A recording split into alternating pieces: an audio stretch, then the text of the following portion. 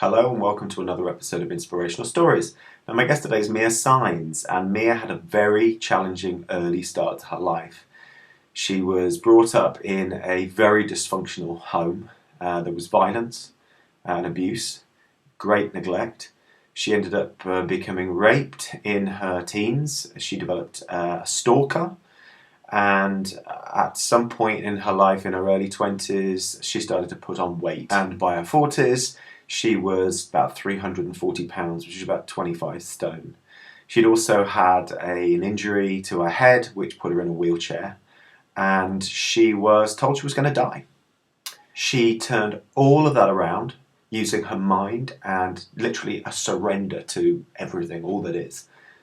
And in doing so, she is now a media host and a spiritual life coach. I say spiritual because she is very spiritual, and to some people that may be off-putting, but to me, spiritual is just about surrendering to life. It's about letting go and trusting in life. Some people will call that God.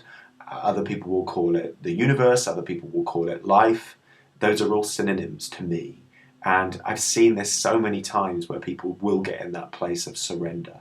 And it's literally just letting go and letting God, or letting go and letting life. She's a very inspirational person to listen to. Ladies and gentlemen, Saenz. And today we have Saenz coming all the way from California. Hello, Mia. Hello, Daniel. How are you? Oh, fantastic. Really good. It's nice to connect with you again. We've done videos before, haven't we? Yes, I have interviewed you, as also interview people, and I love it. You're fantastic. So thank you for honoring me in your series. I appreciate that. Mia, what is it that you do? My main focus is bringing people spiritual information so that they can grow. I'm a self-love teacher, which is on the spiritual base. I connect people to their divine core. I'm also an energy healer. We all have many, many gifts that as we grow in this life, we absorb and bring forward. I have a radio show, and I'm also a TV host as well. And you see one-to-one clients as well on Skype? I absolutely do. I have group sessions with 30 people in a session, and I also have individual. It depends on what they feel is comfortable and right for them. So would you like to tell us a little bit about the start of your life and tell us what you went through? Yes. I'd like to say that everyone's life story is just that. It's a story. And this is how I see mine and how I help other people out of their story and into their magnificent life. And I'm so grateful for having this hardship as a young person, because where I should have died or killed myself or self-destructed, I didn't, and I'm here today. I've had many exit points in my life, but I'm meant to serve everyone, so that's why I'm still around. I was born 3 months early. I had an identical twin sister that died at birth, and due to my mother being on speed, I was born, but my sister was not. I also had suffering as a young adult from it, not being able to carry children because my uterus wasn't formed as well. If your mother is on speed, it doesn't develop properly. But I was blessed with 2 natural children. And so I'm very honored and blessed to be their mother. And I tried 12 times and I got 2. So Fantastic. I'm very, very fortunate. So I felt a lot of love from many people in my life, but I also felt a lot of abandonment. And it started out, I know, with the death of my sister, which was very hard. I always felt connected to her. I felt always searching for many, many, many years, probably until I was a teen. My parents, I'm a product of an illegitimate situation. My life was not harmonious in the beginning. My parents ended up getting married when I was 7. But in the meantime, and even afterwards, there was much physical abuse from my mother. I can't say I had it harder, and I'm sure I did, from my siblings.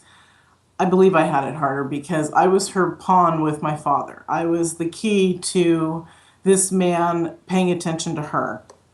And as a result, there was a lot of being left alone. I remember standing up in my crib and thinking, where is everybody? When am I going to be taken out of here? The first physical abuse that's in my mind, and this is just the story, guys, because I've grown beyond it in order to help others.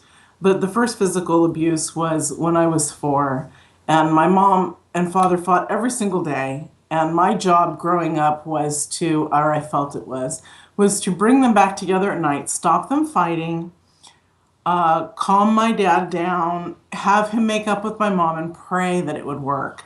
I did this just about every single night of my life until he died right before my 14th birthday. And many times they also fought in the morning before he would go to work. I don't know why they were together now that I'm an adult, but I was 4 and my mother woke me up and said, "Go get your father." And it was 6 in the morning. And I remember it was in the fall and running down the cold street. And in California, it's fairly warm. It's lovely weather here.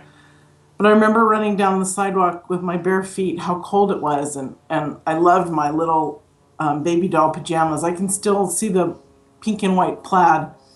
And I got to the corner and I couldn't catch him. He turned the corner and left. And I went back and I said, "Mommy, I'm sorry, but I couldn't get Daddy." And that's when all hell broke loose. There was a very satanic ritual type beating that took place on me where I was in the shape of a cross. My mother had my siblings on all sides of me and directed them to beat me. And I remember my sister saying, "I don't want to hit my baby sister." And remember, I'm the youngest here. Yeah. At that age, I even said to her, "If you don't, Mom will hit you." And I knew. It's like I was placed in this position.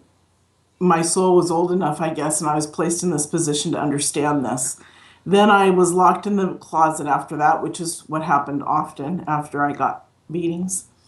And my oldest brother, I said to my mom, "I have to go to the bathroom." And she said, "If you do go to the bathroom in the closet, I'll beat you again." So my oldest brother let me out. And I ran to the bathroom when she wasn't looking, and then I ran back in there. So that was one experience. And then about a year later, it happened again. Not the satanic part, but the beating of not being able to catch my father. And knowing as I was running down the street, oh my God, I can't go home because this is going to happen again. But I did, and I did get a beating. And I remember being taken to the grocery store to buy candy. And my mom took me to Kittyland and tried to make me a happy little girl. And my dad came home from work, probably about 3, because he left so early in the morning. I think it was like around 3 in the afternoon, and he liked to go fishing. So he and I and my mom got in the car, and I was sitting in the back of the station wagon with all this candy and thinking, "Don't you want to know why there's all this candy? Can't you just ask me, Daddy?" Doesn't this seem strange? I'm not allowed to have candy, but here it's poured over the whole back of the car. I'm not sure what was going on. He had a rough time, she had a rough time, we all had a rough time.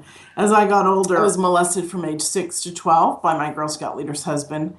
And I was not even in the right age-appropriate group. It's just my mom could not handle all 4 children. And my sister's Girl Scout leader said, let her come with us. When I was 12, I was old enough to kind of push him away and stay away. And I was fully developed in the 6th grade with a woman's body. And so that was a rough thing, too. My mother had no female friends. She was very jealous of my sister and I from the get-go.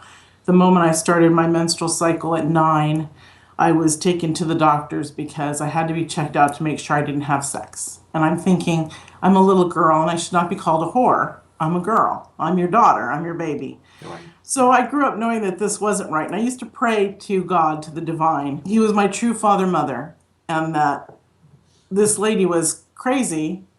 And I truly knew who my connection was. And I really relied on my relationship to God. Mm.